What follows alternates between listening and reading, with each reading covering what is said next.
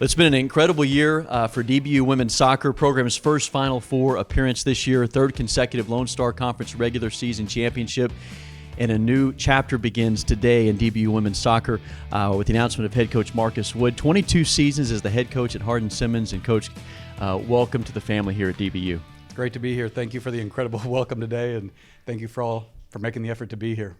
It's unbelievable to see all that Coach Wood has accomplished at Hardin-Simmons.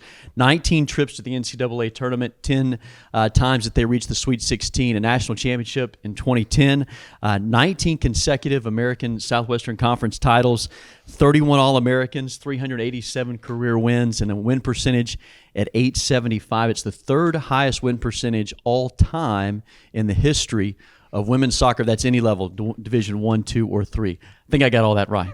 It's a mouthful. It's an incredible resume, and we're so glad to have Coach Wood here. And I know it's been quite an eventful 2 weeks for you. Announced the head coach on Monday. What have the last 2 weeks been like for you as you now start to get settled in? It's probably been the most emotional 2 weeks of my life. It's a difficult decision. I appreciate all of you for helping make the transition easier. But telling the team that you're leaving is one of the hardest things I've ever had to do. I mean, I love those girls. I love all the young ladies at Hardin-Simmons, and the last 2 days was all about them and talking to them, and I don't think there was one individual phone call that wasn't tearful. I'm going to miss them like crazy, but we do feel led here. Our family feels that God's leading us here, and even though it's a little bit uncomfortable and a move's not going to be easy for us, we're very excited to be here. Give a chance today for Patriots soccer fans and the team that's here as well today to get a chance to know a little about your history. Let's go all the way back to your days in Bettendorf, Iowa, growing up. Where did your love for soccer begin? So I was a kid that loved every sport. Put a ball in front of him, just like my son Alex. He probably isn't even in here. He's probably out there. Oh, there he is. There's Al. Good job, buddy. So we're wound the same. Like if you put a ball in front of us, we're playing. And soccer at 5'7", I didn't excel at football or basketball. So soccer was the one where I started to have some success. And then had an incredibly caring coach in Ben Pennington at Bettendorf High School. They have a dynasty there as well, many state championships. He found a way to make soccer a 12-year relationship, and it's been a lifetime relationship that I've had with him. He knew every good 10-year-old in the city, and once he knew you were there, you were running balls at the game, and he was telling you about his camps. He individually drove me to ODP. ODP was 3 hours away, and my parents wouldn't go because of church, and they said, no, you can't go, and he convinced my parents that I got to drive this kid. This kid needs it, and like when you have a coach like that, it's just an incredible model and helped my love for the game. Yeah, and it translates into a collegiate career. It's interesting to note, he went to Olivet Nazarene University, which is synonymous with DBU. Dan Hefner is a graduate of there, a longtime baseball coach, head baseball coach here for the Patriots. Ben Zobrist, who played here in 2004. He was the World Series MVP for the Chicago Cubs in 2016. We've got a little bit more room on the Mount Rushmore of those who have come from Olivet Nazarene, and we could add you to that list. But that's incredible just to know the track record. But your playing career, what can you tell us just about your days there at Olivet? It was crazy when I'm talking to Coach Hefner. It's just crazy. Two people from a small college in Illinois are both here, and we have so much We were at a football game in 1993. We were at the same football game, Iowa City High versus Bettendorf, Iowa football game. We were both at that game, and we both remember it and can remember plays from the game. So that was kind of a crazy small world. Olivet Nazarene, probably the thing that most stands out to me is how many of my buddies that played on that college team are in college coaching. When I go to the coaches convention every year, I'm meeting up with 5 to 10 teammates, and we're reliving our glory days and also talking about our current teams and what we're doing in our families. So it's really amazing how many teammates have gone into college coaching. Well, for you get into college coaching yourself. A couple of assistant positions, Cumberland College in Kentucky, Gardner-Webb in North Carolina. How do those first two jobs just begin to set the stage for you to become a head coach soon thereafter there at Hardin-Simmons? So now Cumberland College is called University of the Cumberlands in Kentucky. It's NAIA. I was coaching men. I had no vision to coach women at that point in 1997. NAIA men is this hugely international thing. So it's all international recruiting and a lot of student athletes that really didn't want to be students, which was a unique challenge for a GA that's got to try to help them get grades. And the greatest part of the University of Cumberland, that's where I met my wife, Kelly. She is the one women's soccer player in the Athletics Hall of Fame at the University of the Cumberland, so she was pretty good. She was the better soccer player in the family.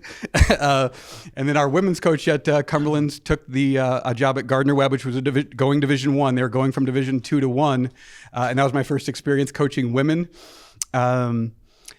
And in that experience, I think after a year, I was just ready to go. I was ready to be a head coach. I was willing to move anywhere in the country.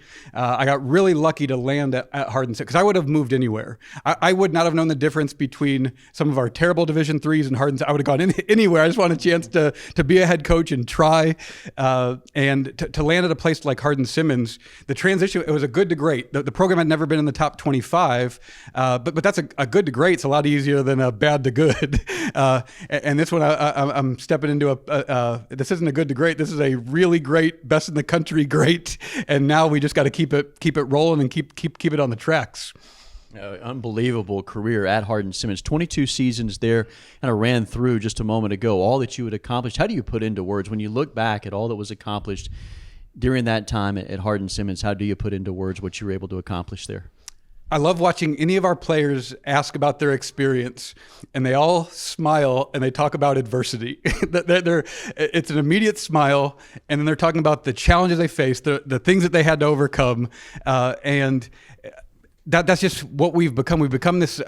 We not every year are we an overwhelming soccer team, but we always have this depth of character, this resilience, this find a way to win. It became a mantra that. It's making me emotional now. Cowgirls find a way. Like we just did. We always found a way, even when we weren't the best teams. And I just loved every minute of my time there. Not just the player, everybody. You know, it's a huge team. I'm fortunate to have a lot of those successes on my resume, but it's a huge team. It's all of you. It's athletic directors that care. It's a president that cares. It's so many people. You know, just the players and the coach, we can't win on our own. It takes massive support from everybody, and Dallas Baptist isn't great by accident, and Hardin-Simmons wasn't great by accident. It was very much a lot of people rowing in the same direction. It's an amazing culture that you were able to build there as you talk about all the traits of that program at Hardin-Simmons, what you see now here at DBU, all that this program has accomplished. When you saw where this team was, a team that reached the Final Four this year, the track record of success, what were the factors that led you to say, hey, this is definitely where the Lord's leading me to take my next head coaching position?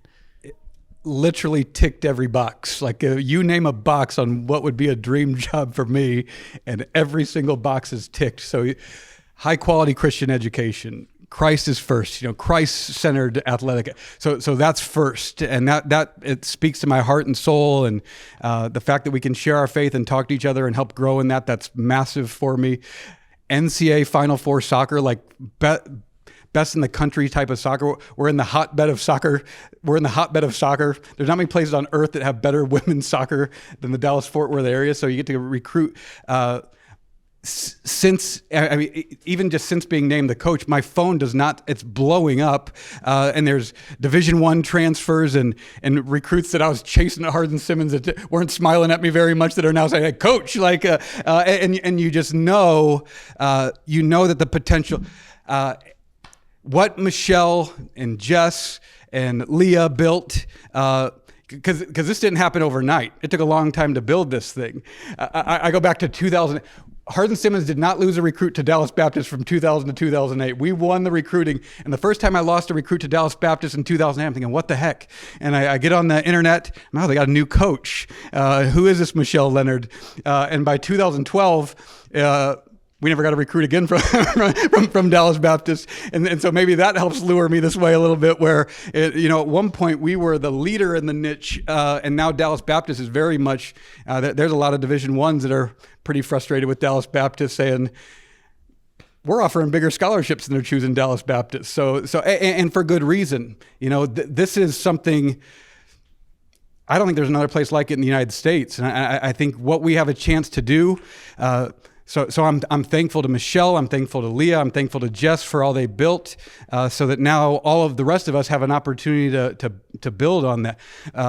I've really got to know Michelle a lot over the last couple of weeks, and I'm in the fan club, man. I'm going to be a big Baylor fan, and we're all going to root for Baylor, but we're going to keep going that this team was built in her image. You know, she's a tough, competitive fighter. An NCAA Final Four was 14 years of hard work. It wasn't this year hard work. It was 14 years of laying a foundation. We're thankful to the alumni for building it, but now we all have an opportunity and we got to keep it going.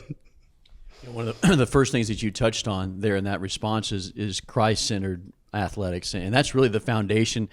And the thing that makes DBU so unique is a championship culture that's centered around Christ. So how do you implement that as a coach, kind of in your daily life, and how do you go about trying to integrate that into a soccer program? I'm going to talk about 4 ways we're going to do that. I'd like to share one of my favorite Bible verses. My Bible now has the front has every verse that's ever like deeply impacted me, like on a really deep level. And it's a long list of those verses, but Romans 5:1-5 is the one that stands out to me as the tribulation brings about perseverance. Perseverance brings out proven character. Proven character brings about hope, and hope does not disappoint. That's what we're after here. Is we're after proven character. I hope young ladies, every one of you, when you graduate, I hope that you're going out of here on a mission. Like, you know, I got a depth of character. I can do hard things, and that's who you're going to know that you can go through difficulty, and you have a deep resilience, and you know how to work hard. You know how to do difficult things. We're after proven character when you graduate, and the ways we're going to do that. My favorite way is we have a book called The Winner's Manual. It might drive you nuts, but it's 100 pages. You're going to carry it with you everywhere. You're going to be required to have it with you on road trips, and it's basically the curriculum I want to teach you in a calendar year. And when we're off on a road trip out in the middle of West Texas somewhere, and I'm thinking, well, what message does the team need to hear today? I'm just turning to a page in the Winner's Manual that is speaking directly to my heart that day, and then we're going to try to speak that into you. So we have a Winner's Manual. Obviously, we're going to do things like devotionals that are coach-led and player-led. And I think the most impactful things by far is we're going to seek experiences. One that stands out in my mind today, we always went on international trips. I hope we can continue to do that here. We went to Costa Rica, and we worked with parents, or we worked with kids who had single moms. Single mom had to work, and they just dropped their kids off so the kid had a place to go. And when they said go on that day, each girl had like 8 kids clinging to them. Like, these kids just needed touch and to be hugged. And the experiences like that leave you in a place where you're not kind of, like, God becomes kind of real, and you have a sense of, I'm needed in the world. that man, if you ever felt unimportant, that can make you feel like there is a place for me to make a big difference in the lives of other people. So we're going to seek out experiences that really take root in the heart of our young ladies.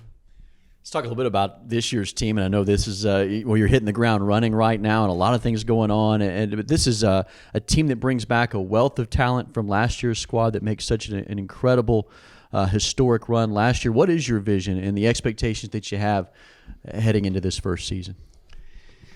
I guess before, like if I'm going to talk about that, then I'm talking about expectations of the young ladies. But first, I want to tell you what you can expect from me. I'm going to ask a lot from you. I'm going to ask you to give your all. But what you can expect from me is I'm going to give my all, and I'm going to be your servant leader. Leadership isn't a trumpet call to self-importance. It's leadership is serving other people, and it's going to look different every day and every week, and whatever your needs are, I'm going to try to be there to help. I know Courtney's going to be there as well. Man, she grilled me in the interview, but it was out of caring. It was out about caring for these young ladies, and I hope to be the same of just having a depth of caring. That's what you can expect from me is. Mom and Dad care way more about who you are as a person than who you are as a soccer player. And I'm going to care in that same order. And I'm going to care an awful lot about who you are as a soccer player. We're going to spend a lot of time trying to make you better at soccer. But the investment in who you are as a person is going to be first. And then expectations of you is, I want to see your total motivation and your total heart and everything into this. We won't get back there without it. The path to the Final Four, that's an incredibly difficult path. And what you did is historically good. And if we ever go beyond the Final Four to get in the national final, we'll be doing something that's never been done in the history of Division II in Texas. But we can, and that opportunity is incredibly rare, but it's going to take all of you, and it's going to take your whole heart, and let's plan to give it, both of us. Well, the spring semester is just right around the corner. What does it look like in terms of just implementing your system and then also recruiting? I'm sure that's top of mind as well for you also.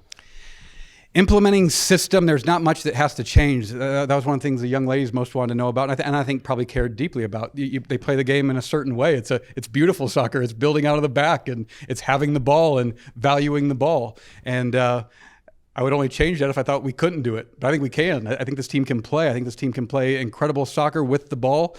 When I can't sleep at night right now, I just get on the film, and the film is pretty reassuring. The film says these young ladies can play. I think what I most have to do is help every one of them improve on some details.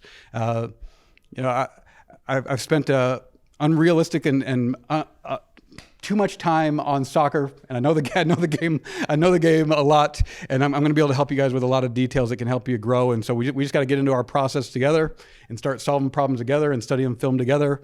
And that's what the spring's going to look like. Recruiting, I'm not terribly concerned about it, and my family can testify to just on what's happening on my phone. I don't think I have to reach out to too many people. It's a different process on who's knocking on our door saying I want in there. I think it's going to need to be first got to figure out what our needs are in terms of our roster. Where do we need to fill in, and recruiting. You guys have already done. When you have a great program, people are beating down the door to want to be here, and all of you. Again, I'd like to say to Michelle, to Jess, to Leah. I recruited Leah Sedgwick a long time ago, and Leah Sedgwick. I don't know how much you know, but she could play soccer. I think I cried the day she decided to come to Dallas Baptist. She could really play. And then the alumni of the program. Going into Leah's office, saying I recruited 4 of those 5 girls on that poster. You guys have built something really special. And so now people are beating down the door to want to be here, and we're going to keep it going. It's an exciting time right now in the history of this DBU soccer program. New chapter begins, and Coach, thanks so much for taking the time today. Thank you.